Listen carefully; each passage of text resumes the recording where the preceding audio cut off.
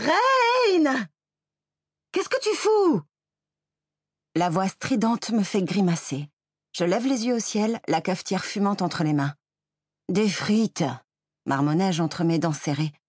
Ça ne se voit pas? J'entends le ricanement de Becca, ma collègue, tandis que j'éponge mon front. J'ai aidé ma grand-mère jusqu'au milieu de la nuit et je suis crevée. Impossible de camoufler mes cernes et ma mauvaise humeur. J'ai juste besoin d'une putain de dose de caféine. Est-ce que c'est trop demandé? Il y a 2 pelés à un tondu et Ted se sent déjà au bord de la crise de nerfs, souffle-t-elle, l'air exaspéré. Becca pose son plateau sur le bar et remonte sa chevelure dorée en un chignon lâche pour y glisser un stylo. Ce geste, pourtant anodin, attire les regards de convoitise de 2 vieux pervers qui rêvent de coller leurs mains aux fesses de la serveuse. Moi, je leur collerais bien la mienne dans leur figure, vu mon humeur exécrable. Je recentre mon attention sur Becca, devenue au fil des semaines une véritable amie. Nos 10 années d'écart n'ont jamais fait obstacle à notre camaraderie. Plantureuse célibataire aux jambes interminables, elle joue de son physique pour profiter des pourboires. Pourtant, impossible de passer à côté de son humour second degré et de son intelligence décalée. Elle me fait un clin d'œil et s'éclipse lorsque Ted, notre patron, apparaît dans mon champ de vision. Il darde sur moi un regard mauvais qui n'a strictement aucun effet. Ce gringalet de 22 ans, soit à peine un an de plus que moi, n'impressionnerait pas une mouche. Il tient le Mojitos depuis moins d'1 an, grâce au fric de ses parents. « Je t'embauche pas pour ne rien faire, Reine. Mets-toi au boulot, sinon ce sera retiré de ta paye. » Je retiens la réplique acerbe qui bute sur le bout de ma langue, inspire profondément et me dirige vers la salle avec le sourire. Un sourire illusoire, mais qui s'en soucie? « Bonjour !»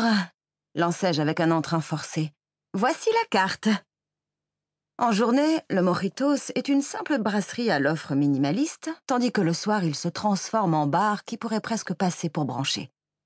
Je fais demi-tour, alors que les 2 clients m'ont à peine répondu. Pour la politesse, on repassera. Pour le pourboire aussi, j'imagine. Mon regard est soudain happé vers l'entrée par l'arrivée de clients. 2 flics se tiennent devant la porte. Un homme et une femme. Je marque un temps d'arrêt. Ils détonnent parmi les habitués. Non pas parce qu'ils sont flics, mais plutôt par leur aspect insolite. La femme au menton angulaire et aux pommettes diaphanes, qui contraste de manière peu naturelle avec ses lèvres pulpeuses et noires, secoue sa chevelure ébène coupée à la garçonne. Elle dirige ses yeux sombres et acérés dans ma direction, semblant me jauger au premier coup d'œil. Mon regard bifurque vers l'homme à ses côtés. Aussi ténébreux qu'elle, il affiche un rictus méprisant qui le rend d'office antipathique. De larges tatouages ornent ses avant-bras mis à nu par sa chemise remontée au-dessus des coudes, et je dois bien avouer que l'ensemble est plutôt attractif. Leur ressemblance est tellement frappante que je m'interroge un instant sur un quelconque lien sanguin entre eux. L'homme s'approche de moi. Je peux alors constater à quel point sa carrure est impressionnante. Il me surplombe bien d'une tête, et soudain, je comprends pourquoi il fait ce job. Il fiche les chocottes. « Vous êtes la patronne ?» Son timbre de voix éraillé est plus doux que ce à quoi je m'attendais. Pourtant, son sérieux et sa froideur ne m'inspirent pas confiance.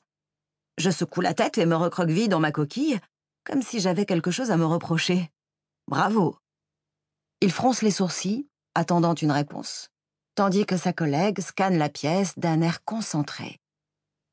Un frisson désagréable parcourt mon épiderme et je me surprends à mordiller ma lèvre, signe incontestable de stress. Pour ne rien arranger, de légers picotements picorent le bout de mes doigts, me laissant au bord du malaise. « Ted !» hurlai-je, plus fort que je ne le voudrais. J'esquisse un semblant de sourire qui tire plus sur la grimace et me précipite vers le bureau de mon patron. Les 2 flics me mettent mal à l'aise, sans que je sache exactement pourquoi.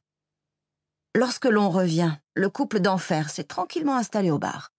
L'homme paraît tendu, en plus de s'être renfermé, concentré. Son regard est impassible. Il balaie l'établissement de façon consciencieuse, à la recherche de... De quoi, justement? C'est la femme qui s'adresse à Ted.